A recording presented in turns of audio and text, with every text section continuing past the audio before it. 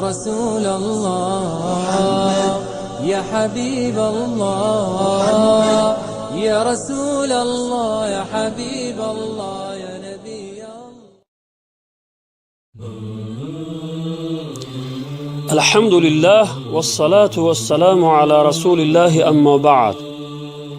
از حضرت ابو هریره رضی الله عنه روایت است که پیامبر خدا صلی الله علیه و سلم فرمودند: هر کس که به خدا و روز قیامت ایمان دارد همسایه اش را آزار ندهد و هر کس که به خدا و روز قیامت ایمان دارد مهمانش را گرامی بدارد و هر کس که به خدا و روز قیامت ایمان دارد سخن خوب بگوید و یا خاموش نشیند.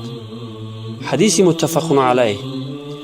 یعنی شخص ایمان داشته باشد به خدایی که او را خلق کرده است و یقین و باوری کامل داشته باشد که روز جزای عملهای نیک و بدش را می بیند، البته این خصلت‌های نیک را انجام بدهد.